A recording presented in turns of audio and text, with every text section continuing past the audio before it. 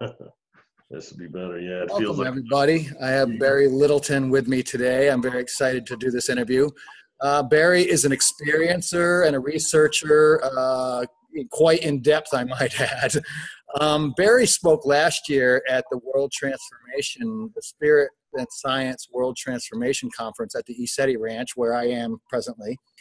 And what got him there really was a kind of a cool story, as well as leading up to his presentation. And he's been asked to come back and speak again this year, and we're really excited. So Barry, first of all, you're an experiencer. If you can kind of recap a little bit of how you got into doing your own YouTube channel, how you got into the research that you're doing now presently, and some of the past stuff you've done leading up to this type of interview, and why you do them now. No problem. Actually, I'm a lifetime experiencer. I started having experiences when I was a kid, and they were rather vivid, but sometimes they were like more of an astral type of thing, or a dream, where I would wake up not at home. And that part was physical, but it wasn't anything that I could prove or really tangible tell other people about. So I started requesting more physical contact, something that I could prove. And then nothing happened until I got about 18. And then I started having physical encounters that actually with someone else 3 of the times. And it involved a lot of missing time.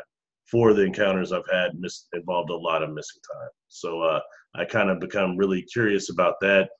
And being born somewhat awake, these experiences made me want to research things more, figure out what was happening to me. I mean, even as a child, you start trying to figure out what it is you're experiencing. So that kind of led me further into discovering who I was and the nature of my contact itself.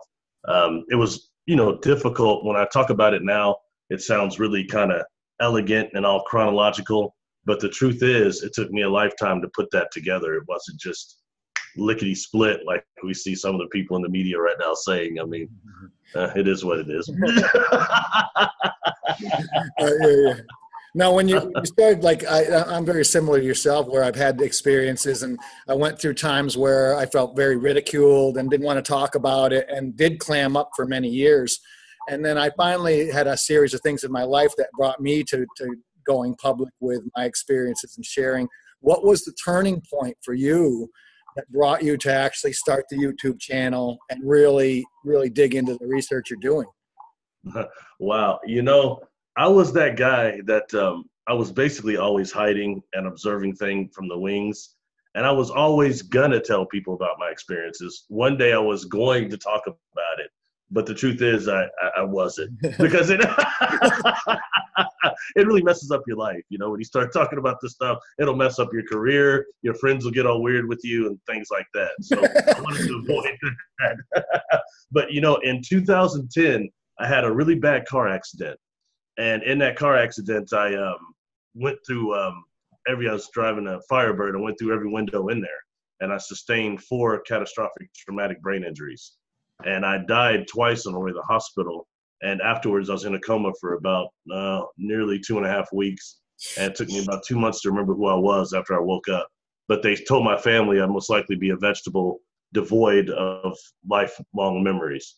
But it's that, and the fact that I'm not, and near-death experience, I'm quite cognizant, thank goodness, for the most part. But that kind of led me into talking more. And then my mother had gotten ill and passed away a few years after the accident. And just before she did, she kept telling me I was supposed to do something, and that I wasn't a vegetable like they said, for a reason. And then right after that, there's this Australian gentleman you're familiar with, Peter Maxwell Slattery, I came into contact with based on his regressions he had posted on YouTube. And I had several regressions done on my own and was having some difficulty accepting some aspects of them. So I had communicated with him. And then he wanted to start doing these shows and interviews, and he kind of just wouldn't back off. I'm glad now, but he wouldn't fall for my little deals, like trying to act like I didn't know that much or not wanting to communicate it. He was really persistent, and that led me to actually meeting James, yourself, and a lot of other people in the community of contactees and experiencers. So that's been a real blessing. It's nice to not be completely alone when dealing with this stuff. I think that's really important. Yeah. Because I felt very isolated, and I mean, my standard phrase is most people think I'm crazy, and the rest are convinced. So it's, but it's, I realize more and more that people like ourselves we're just regular people that have had extraordinary experiences. And there are so many people that are, very apprehensive to come out and express the experiences that they've had. And that in turn will help others. And I think that, the work that you're doing is important on a lot of levels. One of them, obviously, is the information that you're putting out is profound. And you are very prolific with the amount of data that you're doing, your videos, you put so much work into them, but there's a lot of heart in that. And I think that that's a big difference between a lot of the videos that I see that are in our community, for lack of a better term. But, it is coming from the heart. And when you were asked to come, well, again, I'm at the ECETI Ranch here, and you spoke at the conference last year. And now, had you spoken at any other live events prior to that? No, John, that was my first UFO conference. I mean, I went to one when I was, in my early 20s. That was Billy Myers, Randolph Winters thing, and it traumatized me. I was just there to see it, but I mean, I was there to see the quote unquote evidence, and that was traumatizing. But that's the only one I'd been to, and that was, decades ago. ECETI was the first time I'd ever spoken at a conference of this nature, and the first time I'd ever been to a conference like that. And it was probably one of the coolest experiences of my whole life, outside of the paranormal things that I could barely deal with before I left out of there. It goes to a different level, doesn't it? I've been having experiences my whole life, man, and nothing quite compares to what I went through when I went there. Nothing negative. It was all positive, but it really blows you away. And right now I'm at home, or in my city anyway, and everything's fine. I can talk real cool now. Things like, oh, I can't wait to have a Sasquatch encounter. I want to see Sasquatch, all that. Yeah, right. Get way out there where you are, and weird things start happening, like trees getting pushed over, rocks on your doorstep, real telepathy. And anyone that has telepathy from a different species knows that most people, we kind of just do it on the surface. When you get real telethought transfer from a higher being, it's completely different. It's right through you, doesn't it? Yeah. And that took me into something out there when I talked to James last week. We did a show, and he mentioned several different types of Sasquatch out there. And I'll tell you, the one that was messing with me back there at the back of that property was definitely not just a wild man. That felt like a shaman. Right. The techniques he was using, I was back there. I just done a video on invisibility before I left, and invisibility techniques. So I'm out there in the mountains practicing some of that, and I see now that the Sasquatch was practicing it on me. I couldn't believe it, man. But you start thinking about, where do some of these techniques and knowledge of invisibility come from? Where's the root of them? It could be Sasquatch. We don't know. But I tell you, whoever that was out there was not just a wild beast or a primitive ape. That was a shaman, an advanced person of some type. They're highly advanced. And what's interesting is I've done a lot of exploring around the ranch, and I've hit every inch of this place, And I was staying in the exact yurt that you slept in. And that, that tall window on that one side is about 7.5 feet off the ground. And it wasn't the same size. I thought that I had this feeling of coming here that I was getting telepathy from a Sasquatch being, and I didn't know who it was. And I thought it was going to be Elder, the one that you interacted with, but it wasn't. It was Dalaki, the young one. And Dalaki being, if he's an adolescent, he could still be 200 years old, Yes. And one night I was falling asleep, and he tapped on the window with his fingernail, tick, tick, tick, woke me up, and he let me fall asleep again. Tick, tick, tick. He did it 4 times.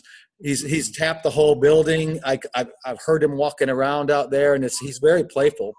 And then I had some telepathy where a girl had left some bananas, and I said, "Where would you like me to place these?" And he led me to a place he called the Gifting Rock. I'll show you when you come up. And it's that level of communication and a lot of imaging. So he didn't tell me where it was; he showed me where it was. Mm-hmm. And before I went out there, about a week and a half before departing, and I even told my brother this like the night before going out there, and I kept getting this over and over again, that I was going to encounter an albino Sasquatch, a white Sasquatch. I was even led to a video on YouTube by that gentleman named Thinker Thunker that put out over the white albino Sasquatch that was seen in BC, I think it was. Yeah. But it's a facial deal construction he does of it. And I kept getting to watch that again and again. And then when I get out there, you know, I'm feeling that again. I felt like I was being watched from the very first time. And bless his heart, Albert, that I actually saw that holographic mountain with, another great experience on the ECETI Ranch. But, you know, he was staying in that cabin that's next door to the one you're talking about.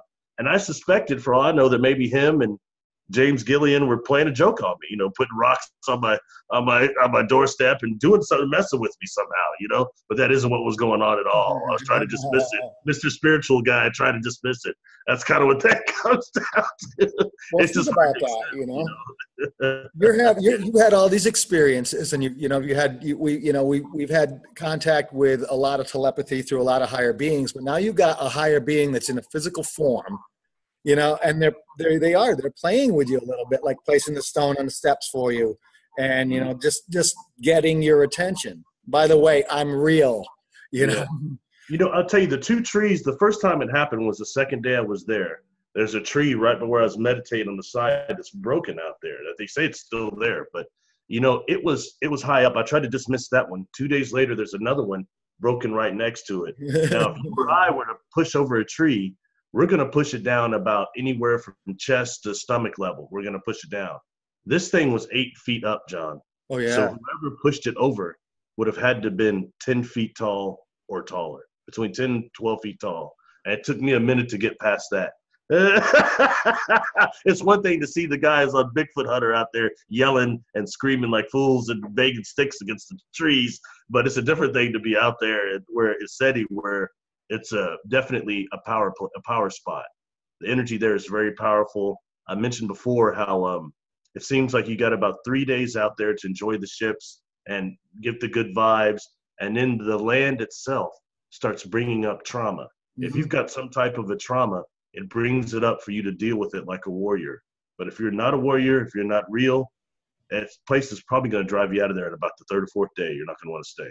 That's just how it is, you know. It can be if you're carrying a lot of that and you're not willing to really self-reflect it. Not only does it bring it up, but yeah, it accelerates and amplifies. And, yeah, and it's you really got to go into heart space and really feel what you're bringing up. And I think that's, you know, me, it's kind of like I don't want to say as a proving ground, but maybe it's proving to me as to how I can grow and learn from my experiences here.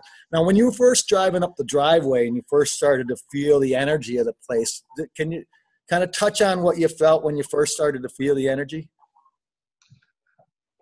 Have you ever watched Highlander, the TV show or the movie? Yes. Okay, especially in the TV show, when the immortals get so close to each other, they get something they call a buzz, where they start ooh, and they know they're near each other. That about describes it when I got up on that property, and then more starts when I start seeing the first wooden plaque that James has up on the road there. It's a ship similar to the ones that I've talked about with the gyro balls under it. So that there, I mean, everything started, and I just, to be honest with you, I wanted to meet James. I've been following him a long time, but I didn't think he'd be that cool, not down to earth like that. He's really, a brother, yeah. He's cool, and he does some neat little stuff. Where we're talking, having breakfast, like calling in hawks and telling some of his experiences out there. It's pretty neat, you know. That place is everything people say it is, and when I hear people like either trying to slam it or say it's cultish-like, they haven't been there to even experience it. It's not like that up there at all. You know, no one's pushing things on you. It's just a place where there are other clairvoyant people or experiencer, aware people joining together and just kind of talking and chopping it up, what we used to call it, you know. Right. That's the way I feel about it. And I think that I got here later in the afternoon. We ate dinner and we immediately went out. It was getting dark, went out to sit in the sky watch. And within half an hour, I'd seen 4 ships come over. And I was like, wow, you know, and to me, I've seen more than a couple in a night before and throughout my life and everything. But the next night, then there's one. Here comes another one. Now there's a power up. Now here's 2 more. You know, it's like, yeah, I've seen them, but I've never seen this many of them, you know. Yeah. And then the mountain lighting up. We're getting up by the cave. We're getting a lot of activity up there. And I mean, that mountain is 13 miles away. For those lights to illuminate that much of the mountain, they're putting off some serious energy. Are you talking about that dimensional door? That's the first thing I saw in the Field of Dreams, was that dimensional door.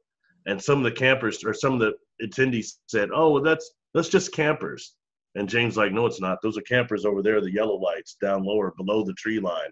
Up there. That's 10,000 feet at the cave. Yeah. I mean, you can see it plain as day. You can see the ships coming in and out of it. Yes, you can. You know, and I personally am convinced after seeing that mountain next door, so everybody knows what we're talking about, next door to Mount Adams is a range called the Sleeping Beauty. Yeah. It looks like a woman kind of laying down. Right? And there's one on there called Flathead Mountain, the kind of high peak. Mm-hmm. We saw this ship kind of hovering over there. It goes down below the tree line, behind the mountain, and suddenly it powers back up. It illuminates again. And I can see it, okay? And I think, and that guy, Albert, that works there, he's kind of young guy. He's like maybe 24. We're just talking out in that circle like 3 a.m., you know? And the thing does this, and it comes back down. He starts hyperventilating, like breathing real hard. And I didn't want to say anything, just in case the altitude got to me, just in case the lack of sleep got to me and I was in delusion or something. That kind of delusion is not shared. So I see this ship does this twice behind the mountain. We can see it through, even to where I'm thinking, okay, it must be my visual acuity is off, and it's actually in front of the mountain, and I'm just seeing it power back up, but it wasn't. When it came back above the tree line, you could tell. I asked Albert, what are you seeing? He says it's impossible, and when he tells me he's seeing that exact same thing without my influence, you know. So that took, and I stood there for the last 4 or 5 days. I was out there looking at that at that mountain range during the daytime, thinking, well, how much of this is holographic? How much of this is not what it appears to be at all? You know, I see now more we're dealing with what they're calling the quantum hologram of consciousness, and that actually that is some of these beings come through these wormholes when they're like a type 1, type 2 civilization to get here. And they may have done like what Michikako says, they destroyed themselves at type 2 or type 3 civilization, but they're still existing in the quantum hologram. So in that way, that means our brain is interacting with the divine field in that type of a holographic way. And that's maybe why I was forced to see that. You don't seem to argue too much about it, though. No, it was cool, but I tell you, when it was done, I ran back into the meditation room up there, and Peter had already gone to bed, but Soretta and my friend Michelle, they were still up. And I ran back in there, John, and I was dehydrated. My lips were all chapped. And they're like, something just happened to you? And I said, I couldn't even talk. That kind of an energy going on there with the experience like that, you know? And Mr. Holographic Universe and my knowledge of the holographic principle, man, it pushed that to the brink. Broke it wide open. Yeah. Okay, I believe it now. We had a really cool experience. You see a lot of the ships powering up, and we had a really bright one come over the other night and another one following it, right? And James came out, oh man, I wish I'd grabbed my camera one of those moments, because it was just a beautiful power up, and there was a great connection heart-wise. You know, they sent a lot of love down, and I was like, wow, that's really amazing. And then just prior to that, no, actually it was like a week ago, because time up here it's different. I've been here a little over a month, and it's like I couldn't tell you how long I've been here. You know, it's just, what day is it? I don't know. But it was about, I want to say it maybe 8 o'clock at night, something like that. We were in the back out where you were staying, and we were me and 2 other guys, and all of a sudden we just turned around, and there was a red light with a white light and another red light, square, right? And it was traveling at treetop level. And I'm like, why are we not hearing this airplane? And it kept traveling across. All of a sudden it went behind a tree and did not come out the back of it. What? You know, and this thing was big, and it was low. And then later on, one of the guys went over, and there were these treetops that were broken off, you know, 40, 50 feet up in the air, healthy young trees with these treetops.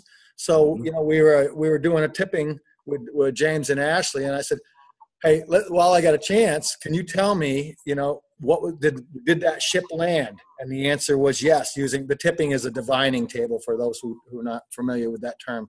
And then the next one was, did that ship, was it physical when it knocked off the treetops? And the answer was yes. So from what I got out of that was the ship came into physicality, obviously, and then was shifting down through a portal, because there are portals all over the place around here. And Yeah. going through the portal, and as it went through, it hadn't completely shifted into wave yet, and it knocked off those two treetops.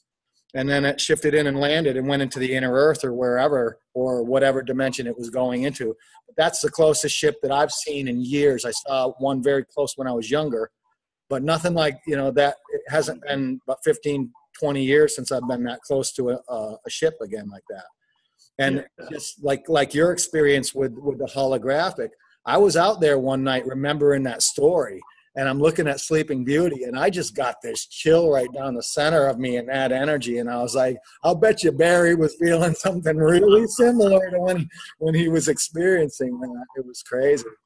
The second or third night I was out there, just before the conference actually started, I was talking to my friend Michelle at her tent. She had a tent towards the front of the property there. And as we're sitting there talking, I keep seeing behind her like yellow and red like types of ships going up and down over the treetops. I mean, and finally she saw one behind me, and she's like, well, I'm going to go take a shower. So, and that's across the property from where we were. Okay. So she goes over there, and I said, well, since I enjoy our conversation, I'll wait for it. And I'll go out here to the Field of Dreams by myself and just meditate a little bit. When I get out there and I start seeing another ship comes over the treetops doing that kind of a configuration. So I thought maybe it was a plasma ship. Okay. Then I see one come out of the mountain. Then another one from kind of not quite Sleeping Beauty, but that area. And all three of them kind of start converging on me. And the only way I can describe what they were doing, having been close to ships like that before, is the Native Americans used to call them dancing ships. They're dancing. They're definitely dancing. And, I stood out there and watched this thing, what seemed like maybe like 5 minutes or so. And if I'm thinking, well, Michelle never had actually came back. So I went back over to the tent, and she's like laying there reading a book. And I said, how long have I been out there? She says, probably about 20, 25 minutes. I said, well, why didn't you come get me? She said, I thought you were probably supposed to stay out there. So I said, you have to come out here and look at this. So she walks over there, and two of the ships I initially saw was gone. The first one was still there, and then two others show up, and she points them out, and they come in close. They're dancing. I look over at her, and she seems to be kind of entranced by them in kind of a silvery light. And I've talked about a lot how when we see things like this on the superconscious level, we're bilocated. Absolutely. Our astral body is bilocated, and we're receiving information on the superconscious or subliminal level. And I think that's what happened there to her, what I was witnessing as an observer. But I think it happened to me just before that. But that's the kind of interaction that's going on out there. It's that intense, and that a lot of it occurs in heightened awareness, which sometimes makes for us the retention of memory kind of hard when we're like, normal again. Interesting observation I made is for those who are not aware of it, I founded the Unity Light Activation Group. It's about light language and accelerating that and helping people activate theirs. But some of the speakers actually do like signing where the light language isn't expressed only through speech or song, but it's actually done through movement. And I've seen the ships where they've been at like the cardinal points, and they're making, and I was sitting here and I'm watching it, and I'm like, why does that look so familiar? And then it dawned on me, they're signing. They're actually signing to me. I get it now. And it was just that there you go, that level of the transfer of information and consciousness on a much higher level. And I'm getting chills thinking about that actually, because you would see all this different color. I'd see these beautiful, vivid reds, blues, greens, whites, silver, gold, but they were in some of in the symbols that a lot of the people in our group write or do their hands as they're expressing through the light language. So I thought that was a really cool little correlation between the movement and how the ships were expressing? Self-activating symbols. That's it. Self-activating, capable of self-repairing, self-activating symbols. You know, very interestingly enough, I posted a picture in your group a couple of days ago. I loved it. I'm surprised that people actually liked it. That's cool. Because I mean, I don't speak light language. I'm not very good with the languages here on this planet. So not yet you don't. Not yet you don't. but you know, I did get some information that kind of spawned me to post that. And this is going to sound weird, but it is what it is. Anybody that likes Doctor Who, all right? My favorite doctor was a guy named Tom Baker. He's the one that had the curly hair and the scarf. Yep. The last episode he did was called Legopolis. And what it dealt with was the universe being a slightly closed universe that was generating entropy. That's the law of thermodynamics, all right? And there was this place called Legopolis that actually had these antennas there that looks a lot like SETI. And the people of Legopolis had a light language they would speak that they called codes. And these codes would go through the antenna system and help keep the universe in balance with entropy. So when I see that the guys are all sitting in these booths and they're all doing this light language, and they're doing it mathematically also, and they're talking about these codes. And I think that's what your group is doing. And, you know, I found since then, my friend Floburn that I do Thursday nights, sometimes she'll have me on her show, and she's very aware, and she's like that. She's an experiencer. But, you know, she informed me of how many of the melon-dominant population, especially females, are speaking light language. I'd not heard that before. Really? So that, yeah. So I think it's time to start bringing some of this together. I think in the end we'll have not just the tones and sounds, but have the mathematical computations through self-activating symbols that everybody's getting. You're giving me the chills. Yeah. It's fascinating, bro. You know, I'm just an observer, but I like observing, man. It's pretty cool, you know. It's always something new. Who needs to lie when everything's this weird? You couldn't make this up. You know, there's too many really. I mean, the truth is so much farther beyond what we would think up, you know, on our own as it is. And what's interesting about you talking about the codes is exactly what we do in this group when we speak, express any type of light language. And it can be done through painting or, I mean, that's visual vibration, but it is done in a specific set of codes. And I kind of look at myself like a galactic mailman. I'm handing you a letter you wrote yourself. So if I do an activation, I give you those codes. They're your codes. They're not mine. I'm just the messenger. You know, I love that. You know, I think taking it even a step forward, you know what I think it's actually the codes are doing? And the Doctor Who concept, they were dealing with entropy. But I think here on this planet, in this matrix, we're dealing with this negativity. And what I mean with that is, you know, I've been checking out a lot of the Foundation research for extraordinary encounters, they call it now, Ray Hernandez and everybody. But, you know, they found out they were almost up to like 4,000 people they've surveyed now. And you've got 85% of those people saying they had positive encounters. I mean, that's a huge. You've got out of that like 50% saying that they got either a healing or a family member did. We never hear about that, John. Right. And right now, that type of negative influence by the media, constant abduction, archons, reptilians, hybrids. I mean, constantly. That's all. That's all. And not that doesn't exist. That's a definite deal. But that is forced so much that the positive contact, like we're even talking about at the ranch, is dismissed. And no one's hearing about that at all in the media. And I think right now, maybe those codes that you're giving are helping to transmute some of that and change that, because that stuff has to start coming through. A lot of people say, well, I can't stand the star beings because they're not helping us. Interdimensional beings aren't helping us. Yeah, I think they are. And that we're not hearing it because it's being drowned out. And the first thing of autosuggestion is in hypnosis is autosuggestion. And we're getting that through the media. I myself, when I first found out, when I got the missing time and I was with somebody else, I start looking for other African-American melanin-dominant experiencers. The only person I find is Barney Hill. And he kind of got jacked around, like some experiments going on, maybe a little mind wipe.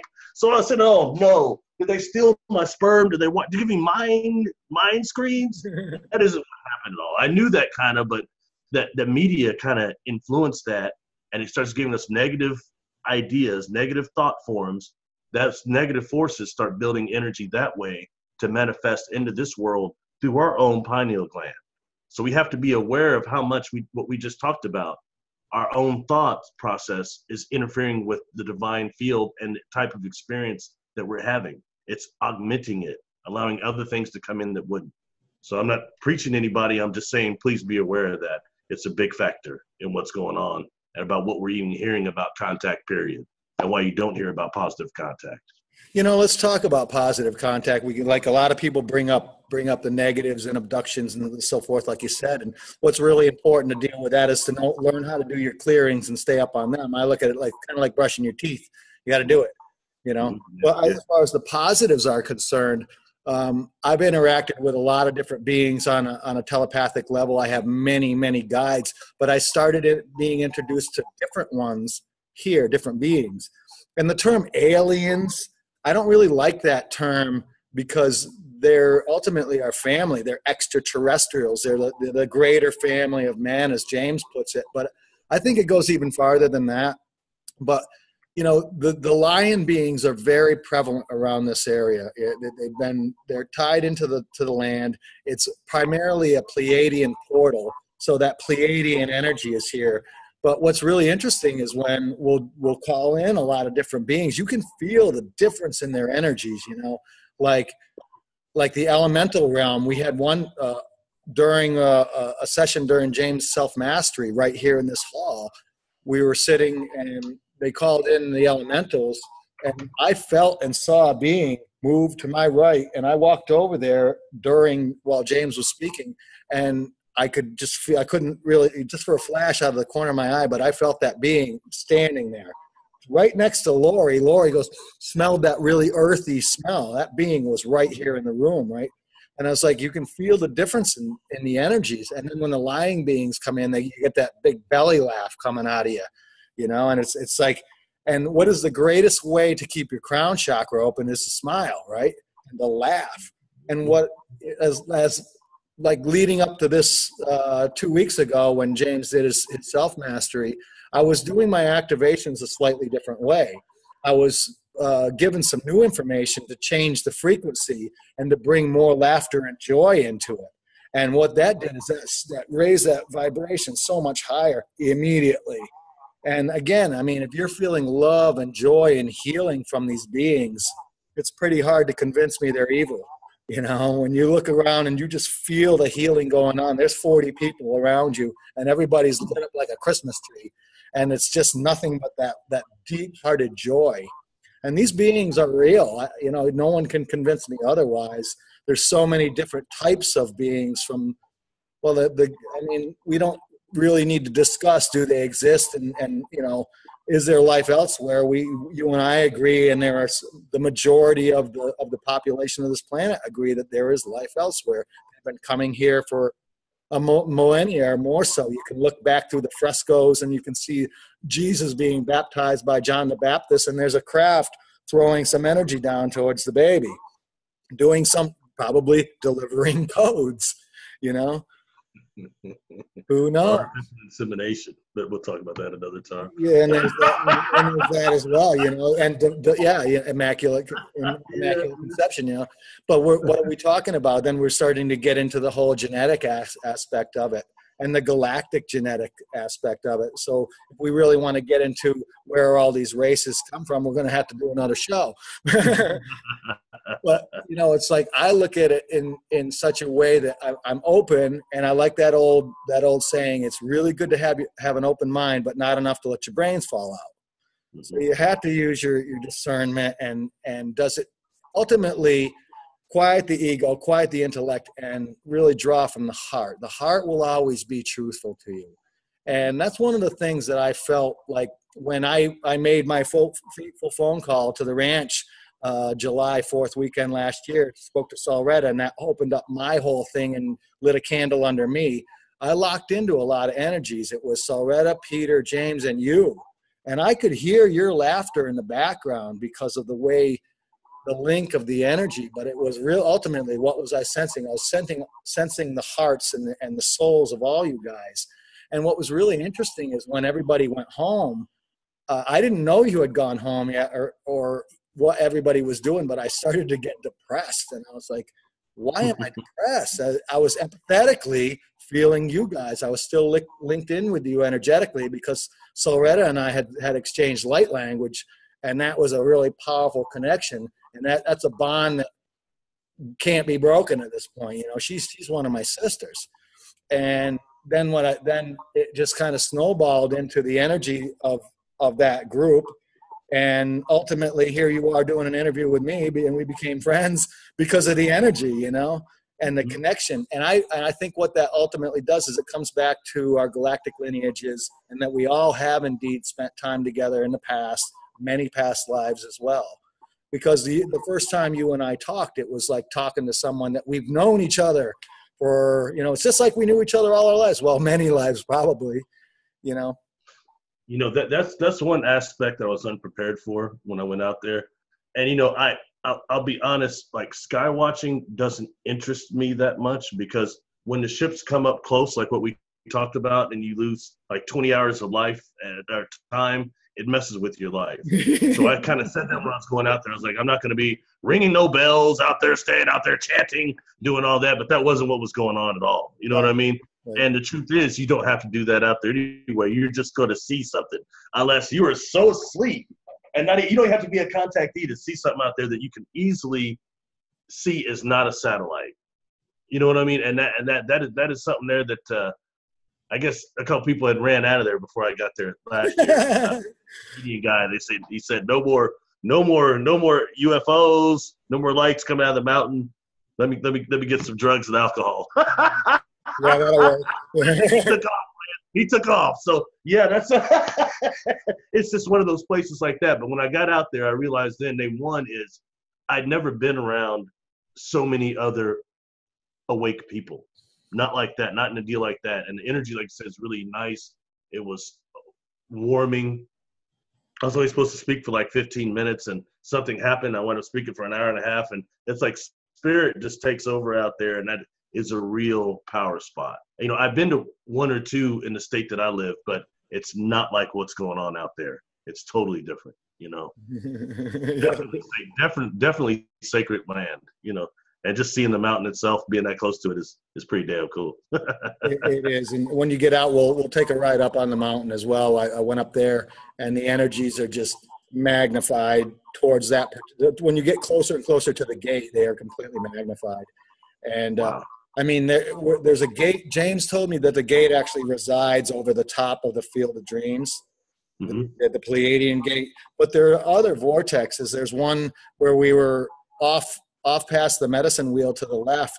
There is an area where the dogs kept barking at this one spot and seeing beings moving around. And because I saw a lot of movement there, and James tipped on it. Turns out it's a self-aware fifth dimensional portal.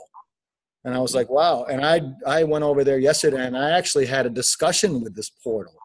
And I asked a simple question. I said, what is the difference between a portal and a stargate? And the portal says the stargate has access to other universes and that type of data, where the portal has only access to energies that are, how'd they say it? Energies that are relevant to this particular universe. So it's like a smaller version of a stargate. And I asked, you are self-aware, and you do know that there are beings traveling through, and the portal said that is the purpose of its existence, as to help travel. And it doesn't matter if it's a negative being or a light being. The negative beings will come up to the portal, but being that it's a fifth dimension, they can't travel through that type of thing. So it doesn't. What's the word it used? It used a lot of these really incredible poetic statements, like a lot of my guides do. And sometimes it's a little confusing as to what the meaning is, because it's a layered meaning. You get that as well on certain things? It depends, man. Sometimes it's just all comes at once. Right. It has to be deciphered later, Right. I think I'm still trying to decipher some of the information from the portal now. That's why I'm having a hard time expressing what it said. But point being is there is information that is in a lot of different forms here at the ranch. The energy is so accessible. If you want to meditate, you can access things. I can access things so much easier than anywhere else I've been. It's probably the same for anyone that comes here. And when, like you said, you kind of get into a flow, and you were going to speak for 15 minutes and you spoke for what, an hour and a half, because your heart had this information to share. You have a lot. No, the ranch set it up that way. I mean, not the ranch, not the people, the land. Right. Okay. The circumstances went down. Like the first day I went out there, and suddenly there was a bigger spot open, and they asked me to speak in it. And suddenly I'm sitting there going, yeah, okay. When really the truth is I was terrified, I didn't want to do it. But I just now we're talking about it. I'm equally terrified this time. I'm nervous as heck to come up there and speak, but it's all for the good reason. I can't wait to do it. But I mean, I'll tell you, I don't know how it appears, but yeah, it's that place doesn't appear that way. Yeah, it created things. Like all I can say is not just the Sasquatch, but the land knew I was coming. It knows when people are coming. And it's already got its arrangements. That's kind of it does. It says, okay, I know you were thinking about doing this, but I had other plans for you. So when you find, if you just let it flow, it's really a great way to just, come up here without expectations. Just let things happen. Try not to make it happen. Some people come up here and go, well, where are the ships? Well, if you're going to treat these beings with, not the respect that they deserve, then they probably won't show up for you. If you put out, a vibration of love and caring and speak from your heart, that's what attracts these higher dimensionals. And I find that just being happy alone, if you keep yourself in a happy mood, you're gonna see stuff. It's just the way it is. Because that's, especially, well, obviously at night, but there's people getting a lot of shots during the day. The ships are always there. We're just, during the day, we work hard up here because it's a ranch, and we don't get a chance to really lay out. But last week, people were getting shots, daytime shots of ships up by the mountain. And there's some, I got a couple during the day myself up by another one of the caves. I'll show you when I get up here. But where the forest fire was, there are all these energy patterns, and the trees you can see the energy up around right by where the tree line is at the top of the mountain. It's all these different colored energy patterns. And then there's this star-shaped ship. Now I got two close shots of that from roughly the same position. And then I got another shot of the same ship from probably 200 yards back, maybe more. And it's like, it's in the exact same spot. And there are the exact same energies being generated up by the mountain and up by the top of where the forest fire was. It's just, there are so many different pockets of energy that get focused on you. And some people, it was kind of funny because you'll hear these little stories about when people come up here and it's like, that spot over there? Yeah, well, there was a woman that used to come up there, and every time she would go over there, she would completely lose it, And it was like, what do you mean? And I didn't understand at first. And now I understand that when you said in the beginning, when you have something that you need to bring up, that you're working on yourself, it accelerates it to such a point that, it kind of forces you to either you're going to look at yourself and really, get the message here, or you're going to run away from it because it's right there. It's in your face. I even noticed at the conference itself, after the first day, or after the third day, the numbers slightly went down. I knew it was certain people couldn't stay out there after that third day. That's what it was. I mean, it's very interesting in that way. When first getting out there, and when I first go out into the field of dreams, looking to the left and looking at Sleeping Beauty there, yeah. The first thing I think is there's the interterrestrial city in there. And many of the mountains we see, like I was just talking about Mount Shasta today, actually. Speleologists, which are not spelunkers, but speleologists are actually scientists that go down into the deep caving exploration and test things, do stuff like that. They've been all through the bottom of Mount Shasta, those tunnels and the underground there. And they said there was no alien base, no interterrestrial city.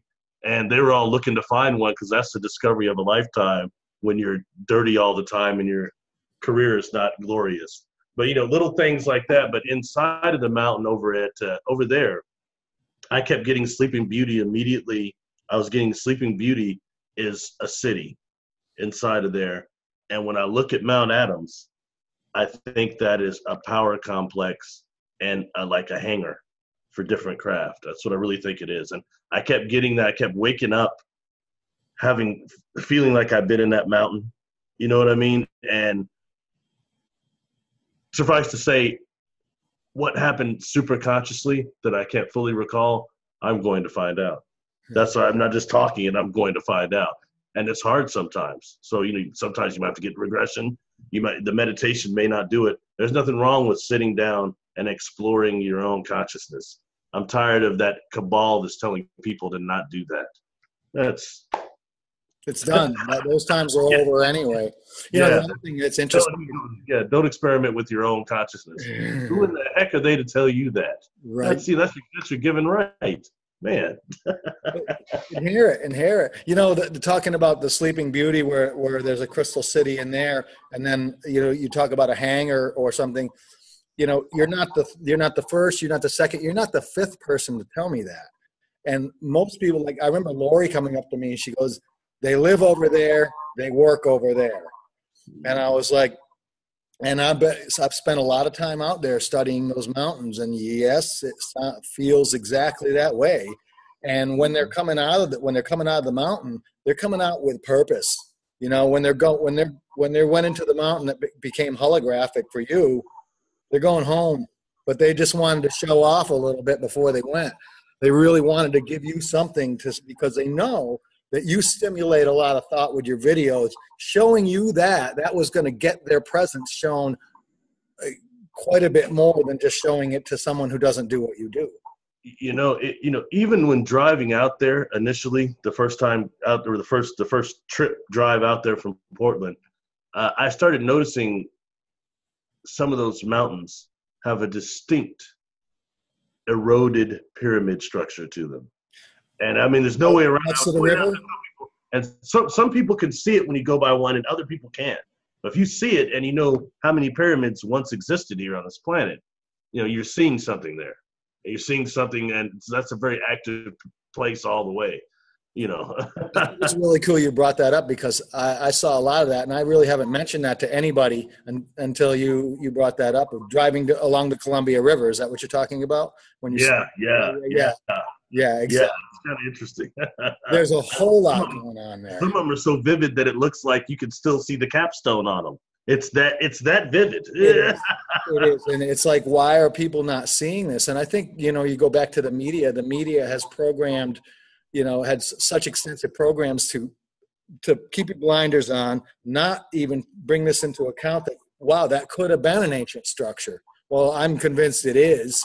And the other thing too is I was driving by, all of a sudden I felt an energy and I just snapped my head around and I'm looking at it, I'm like, whoa. And I felt that place. I felt it before I saw it, so that's what made me look. I got a question. You said you explored the property there a little bit. Now, did you happen to notice, I'm sure it's still there, when you first come in the first gate to the right, if I'm standing looking at the gate, looking towards the river there, towards the right, there's like a little creek patch over there, and there's a huge tree that has been pushed over across that ravine, just perfect for somebody to walk across if you got a good balance. You notice that? Is that still there? Yes, it is. Yeah. That's the first time. I'm like, okay. And I mean, the whole time I was out there, man, from the get-go, I felt like I was being watched. I mean, from the get-go. And then I go back there, I'm not exploring like you because I'm a curious person. I can't help it. And I felt like I was like, man. And finally, before I was sitting done, I was walking down to that cabin, and I finally turned off my light, and it's just pitch black down there. Yes, it is. Talk about melanin, man. It's melanated out. Yeah. I turned off my flashlight, and I put out telepathically and verbally. I said, look, I want to have an encounter, but if one of you steps out of the bushes on me and you're like 12 feet tall like I'm seeing, I'm going to freak the F out. So please just don't do it. Don't do it. And I went out and I went back in that cabin. I spent half of the nights not able to sleep the few hours I could because that window you're talking about, I don't know if the bed is still there, but the bed is there. The window is right there. So I'm always looking up to see if anybody is breaking that light because it's going to the back 40 and nobody should be back there. And it would have to be over 6 feet tall if you saw them breaking that light. So I was constantly looking up going, man, and so I wind up walking around the field of dreams, but from 3 to 4 a.m., And that's usually when I get woken up. If I don't sleep right through, and I've never slept good at all, not for years since I was a kid. And here, pow, down you go, ow, right? A lot of people say that, but they'll wake me up. And very often, I'm sleeping in my tent for the summer, which is, I find it really cool. But I'm sitting there and all of a sudden the ground's vibrating. I'm like, whoa. And I wake up and I'm like, is that me? And I'll put my hand on the ground and no, it's not me. The ground is vibrating. And then it'll stop. And it'll do it like 3 or 4 times. And okay, I'm wide awake. And then that happens all the time. Usually it wakes you up to go out and see the ships. But one of the times right after that, it was at least, I think 3, maybe 4 times that it vibrated the ground. And then right after that, all of us heard the whoa, whoa, whoa, whoa, whoa, whoa, whoa, whoa, whoa, whoa, whoa. We believe it was a cloaked ship moving through the gate. And it changed the vibration of the entire place. And everybody, the entire ranch was woken up by that. Or the energy complex next door generating something. You know what I mean? Could even be a machine cleaning for all we know. It's very, very interesting place that is. When I saw that holographic mountain, well, before the ship itself, it morphed so often before it started descending that I tried to telepathically tune into it. Right. And it felt like I got cut off at one point, but at first, before I did, I distinctively was communicating and getting information what appeared to be, it is what it is, man, white cactuses that are in a weird structure like an arboretum or something. Sure. And when I was mentioning that to Albert later, he said, maybe you were seeing like a botanical section. I said, I don't think so. I think those were life forms. Those are the beings, yeah. Yeah. Some of them, and we're dealing with a multidimensional ship, obviously, an alliance. So who's to say, sometimes we have the wrong parameters for life. And oddly enough, anybody listening to us just to be a weird geek guy, that takes us back to another Tom Baker Doctor Who episode called Meglos, where there was a being named Meglos that looked like some type of a cactus. And it was trying to take over the Time Lords or whatever. But when we start thinking about things like peyote and mescaline, my Native American friends used to say that those look like humanoid cactuses in spirit form as deities. So it's something to be thinking about. Where did that come from anyway? Where did the cactuses of that nature with psilocybin and things like that really come from? Are those probes from another civilization? Food for thought. That's all. Just throwing it out there. Well, you look at the beings, and why do they have to be in any type of an animal form at all? Because we have beings that exist purely of light. We have beings that are, maybe they be, and I'm not saying reptilian, but maybe it's like a lizard or a snake type of being. It's cold-blooded. Sorry. And you have your mammals, but though, we're kind of locked into those, looking at life forms this way. But look at bacteria and how diverse that can be. So that's just an example of how diverse any form of life can be. Now, I was going to ask you about your telepathy. When you're interacting with, say, extraterrestrials or ultradimensionals or whatever you want to call them, is it very visual for you? Do you, I mean, I hear voices, I hear the voice, I very often see the face and or the entire body, but then it's a lot of like a massive amount of images rushing at me. Is it similar for you when you have your telepathy? Yeah, it's never come as words for me. And when I was younger, I would try to do it to other kids, and they would never get it. But I was trying to do it as words, and that's not how it works. For me, it comes in as telepictures, which is an enormous amount of pictures, telethought, but with it comes emotion. Yes. Emotion plain as day, emotion that I can interpret. with the images. You know what I mean? Like, for example, sometimes I thought I was partially cursed. The fact that I seemed to have some type of a photographic memory. And if I watched one episode of Star Trek or whatever, one time I can remember most of the characters' lines with just seeing it once. I was like, that sucks, because on cable they just play the same thing over and over again. So the first time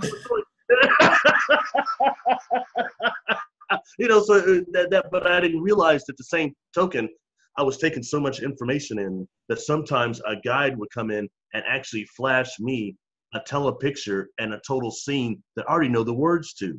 You know what I mean? Those the words they're not giving me the words, but I knew it from my memory. But I would think to myself, oh, that's crazy. There's no way Spirit is watching. No way these guides are watching television. They're watching Star Trek, but we don't know where those ideas came from for the writers themselves. Or I started realizing I didn't know the Spirit was communicating with me like that. It's so subtle that I was missing it. If it wasn't something that just stopped my perception, like a holographic mountain, just totally stops your perception, I wasn't counting it as much. You know what I mean?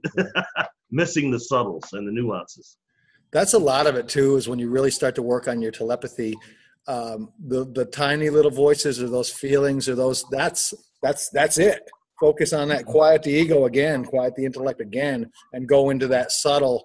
Once you open up that door, it's vast. And you really, and everybody can do this. They simply need to suspend their belief structures, allow themselves to remember what's really in here. And you can access those abilities. You know, it's like you and I are not unique in that aspect. You know, we just choose to take our focus and point it where we can really open up our own consciousness. And obviously you've been on the journey and I've been on the journey. Now, when you take that type of a mindset, for lack of a better term, and you start to focus it at your research, and you start to okay, I want to see, but you're like I am, you're a geek and you want to know everything. So I want, when I first started speaking light language, I needed to know everything I could find out about it. And I'm still learning. And so, like when you did your video on the holographic mountain, I know you went digging and you went back into a lot of the previous work you had done. And then you started to, update it and bring it into the new information you had. And you've done a lot of videos on the holographic universe. And I think that information is really, really important to understand in the nuts and bolts type of thinking of helping people develop a wider structure to believe in rather than the little box they've been put in, or you know what I mean? And so let me ask you this then, since you did the conference last year, what kind of new developments have happened as far as your research? And I mean, right after the conference, you had a whole lot of stuff to say because you had so many experiences.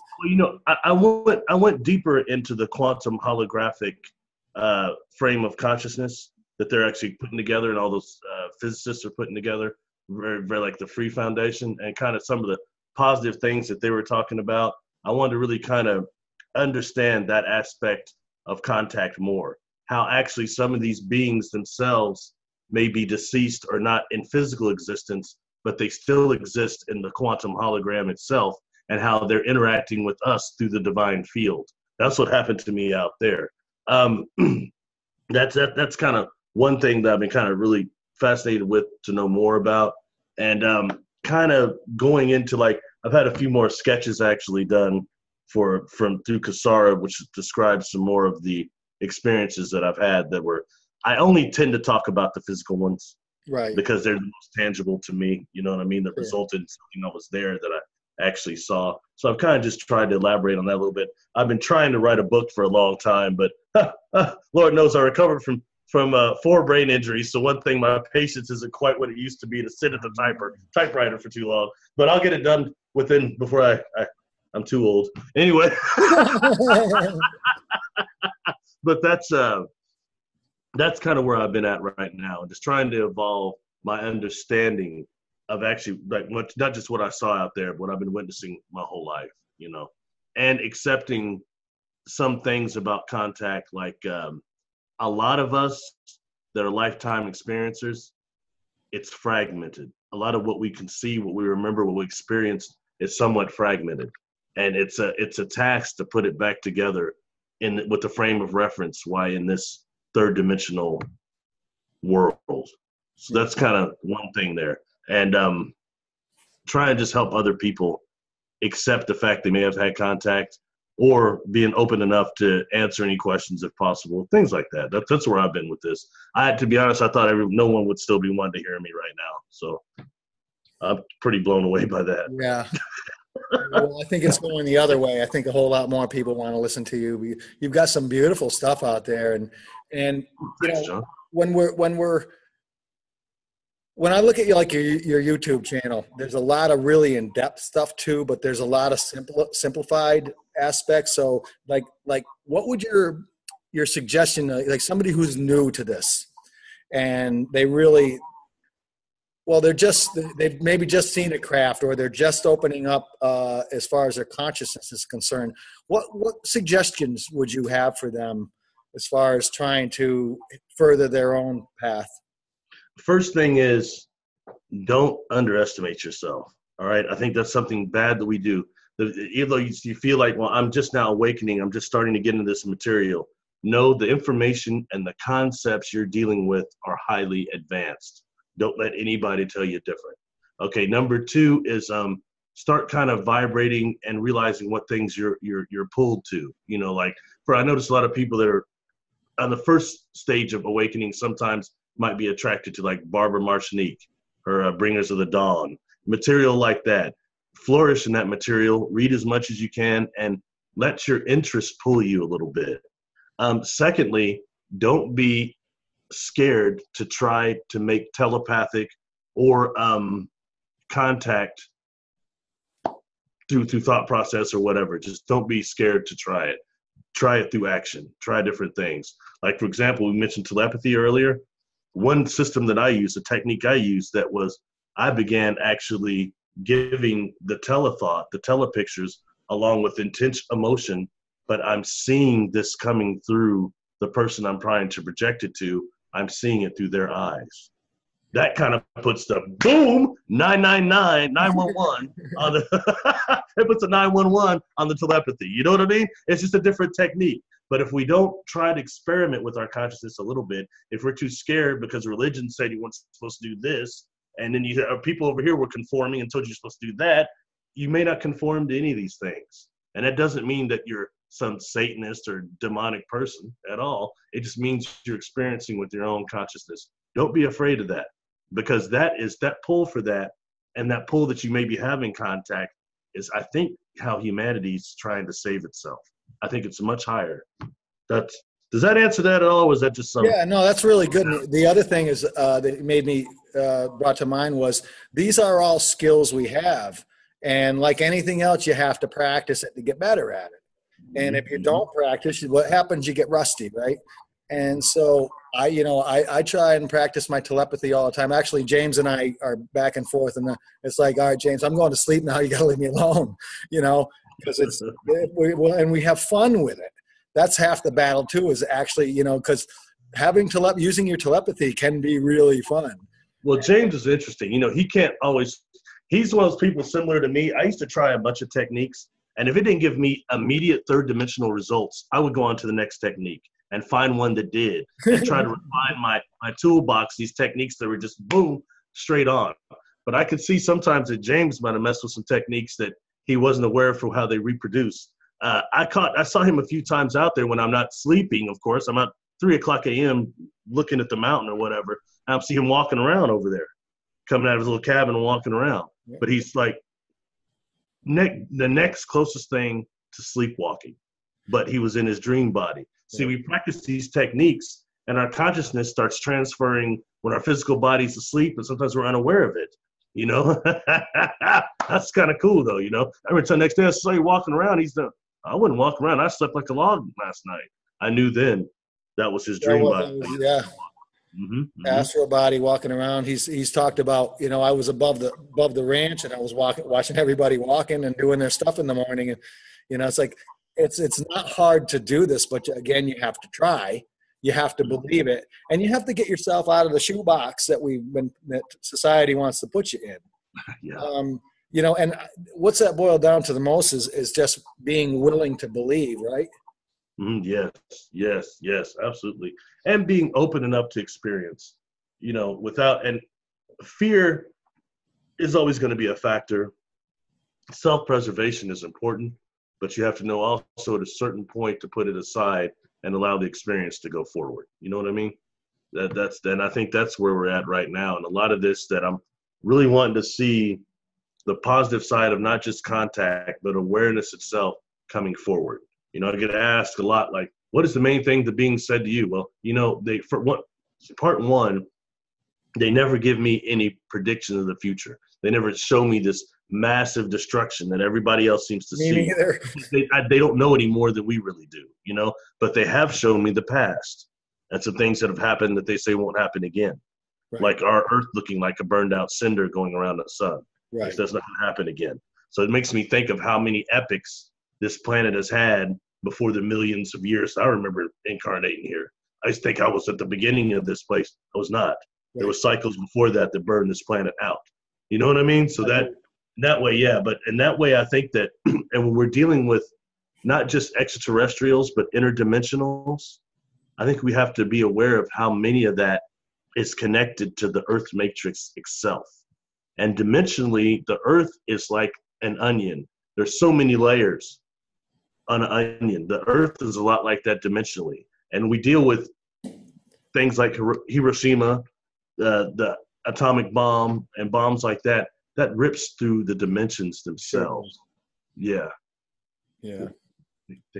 Yeah, so it rips through the dimensions themselves. And, we hear things like we see Foo Fighters after Hiroshima. And then a lot of people now are still reporting hearing the metal scrapings, the mystery booms. That's very likely interdimensional. I agree. Yeah. What type of thing are you going to be? Can you give us like a quick overview of what the type of thing you're going to be speaking about when you come for the conference? Yeah, I'll be focusing basically. I can only a lot speak from my own experiences, and not try to pretend like I'm some swami or guru. Right. No Yogananda here, brother. But I'll be speaking out a lot about my experiences and just some of the modalities of contact. I've got a lot of illustrations that I'll try to kind of show and just can maybe help others with some of their experiences. What I'm finding, the more I relay information, the more people come forward that know either more than me or have something similar, or it's this tapestry is what it is.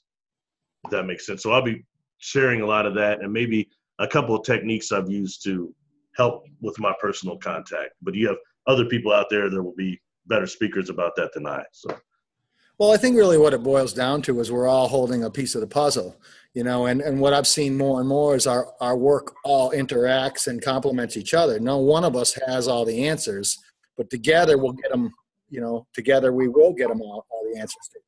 And like from what I do is very different from what you do, but we're pointed in the same direction. Our goal is the same thing, is to get the information out to help as many as we can that are in a similar situation to us, and those that are just coming into wanting to wake up and wanting to. It's really important that they feel that they have someone to talk to and they have somewhere to go, because so much isolation. I know that you felt a lot of that through your life, and I have, and many of us that almost, I'd say more than 60% of the people that I see all have had periods of life to where I thought I was crazy. I thought I was the only one, but you're not the only one. There's many of us, and the mainstream media really has kept us down, but I think those days are over. And I really feel the whole shift in consciousness since 2012, it has accelerated to an alarming rate. And now this year is just like, I said to James, I go, it just seems to me that it's the quickening. I'm just feeling it. I go, how are you Are you feeling the time going by? He goes, it's just blasting by. I'm like, all right, I'm not the only one feeling this way. Awesome stuff. Totally. Well, is there anything else that you wanted to touch on? No, I think that's most of it. I would just encourage anyone that gets a chance to go to the ranch for the experience alone, check it out. I mean, it's a great place. And the conference they're doing that I like is James is making it off mainstream. I don't mean to put anybody down, but I mean, some of these people we're seeing at these conferences, name one, are not real experiencers. I know, anyone that's a real one can tell almost immediately, okay? Number two is it's the same people over and over again, and it becomes a money deal opposed to putting people like us together and trying to get some of these computations together and things that are going to save our world. It's not just about ancient aliens. It's about current aliens right now. Sorry, that's not even the right word. Current contacts right now. That's what it's really more about. So I'm kind of thinking we need to step forward now and change the whole paradigm in which this whole thing is looked at to get any answers. No more abductions, not all that. Let's see the other side of it that's as prevalent as the negative stuff. That's kind of where I'm at. And I think that's part of the quickening, part of the awakening and the shift of consciousness itself. I totally agree. That's a wonderful note to end on. Barry, thank you so much. I can't wait to get you up here. It's going to be it's only going to be another couple of weeks, right? Until you're up here? 2 weeks, 2.5 weeks. We're going to have a really good time. And I'm sure that we're going to spend a little time out there with Sleeping Beauty. Brother, thank you so much. Thank you, John. God bless.